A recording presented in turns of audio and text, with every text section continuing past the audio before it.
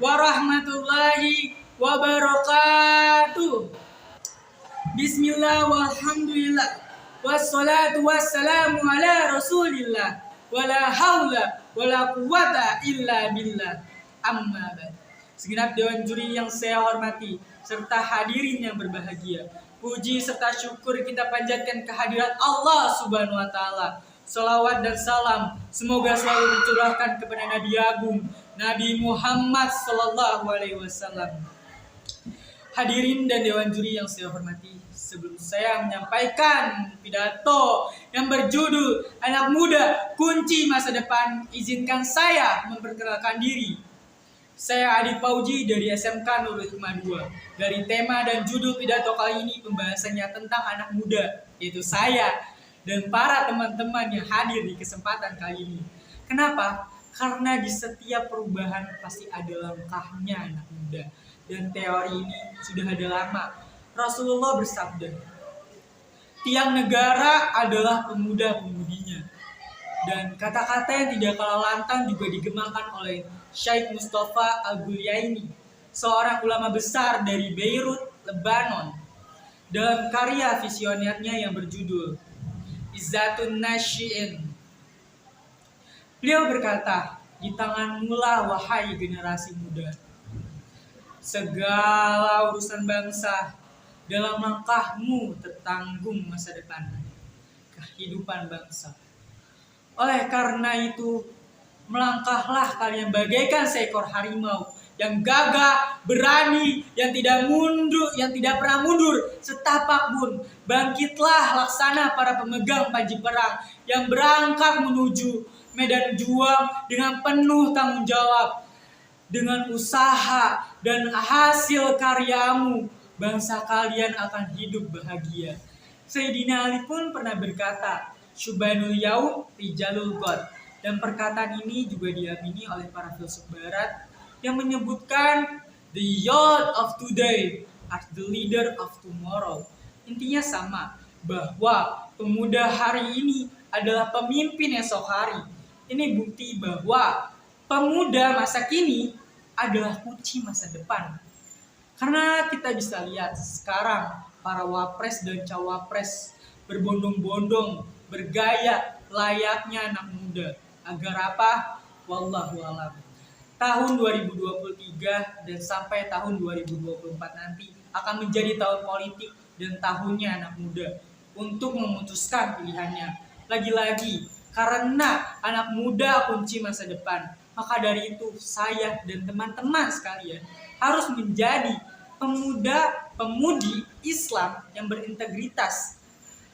Ada yang tahu cerita Muhammad Al-Fatih? Ya, dia seorang pemuda yang berintegritas yang mampu menaklukkan Konstantinopel di usia muda.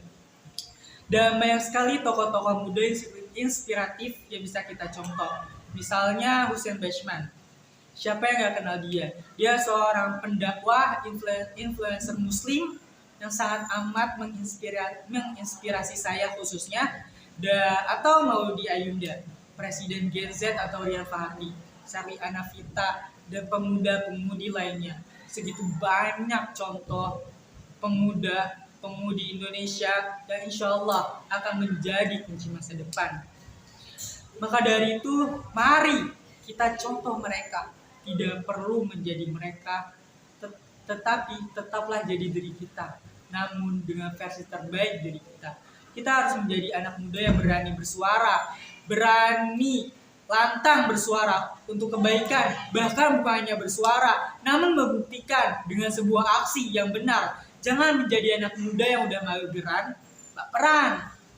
Apalagi saya sering lihat kalau anak muda sekarang banyak yang pesimis, overthinking gak jelas, belum apa-apa udah nyerah, takut mencoba hal baru. Jangan, kita ini anak muda yang digadang-gadang akan menjadi generasi emas. Masa iya menghabiskan waktu yang tidak ada faedahnya untuk diri kita, malah menyakiti diri kita? Coba mulai sekarang sadari kemampuan diri kita itu apa, kekurangan diri kita itu apa. Agar apa? Agar kita menjadi anak muda yang mampu membuat perubahan dan masa depan yang cerah. Masa iya selama kita hidup tidak ada kebermanfaatan untuk sekitar, orang lain, dan negara ini? Ayo semangat, kita pasti bisa menjadi anak muda yang membuat perubahan untuk negara tercinta ini. Dengan apa? Dengan potensi yang kita miliki. Kita buktikan bahwa anak muda itu kunci masa depan. Anak muda itu bukan generasi mental tempe. Kita itu pendobrak perubahan untuk masa depan yang lebih cerah. Maka dari itu, mari menjadi anak muda yang eksklusif. Mari buka mata, pikiran, buka diri sama apa yang sekarang tengah terjadi. Mari bersiap. Sebentar lagi akan ada frekuensi gelombang besar dari anak muda. 30-60 penduduk Indonesia diisi oleh anak muda. Kalau berdasarkan partisipasi politik tahun ini, maka minimal 80 jutaan anak muda sekarang sudah mulai masuk. Mereka mulai masuk kesehatan.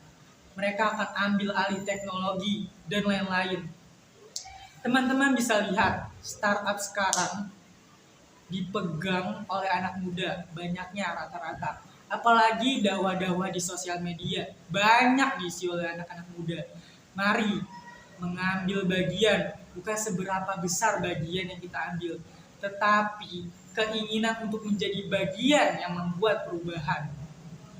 Mari kita tentukan dari sekarang kita ini ingin menjadi apa. Step pertama kita ada di mana, dan pastikan kita mulai dari good one, pelan-pelan mengupgrade diri. Kalau hanya ada 100 orang pemuda hari ini di Indonesia yang ingin membawa perubahan yang lebih baik, maka pastikan kita tidak ada di dalamnya.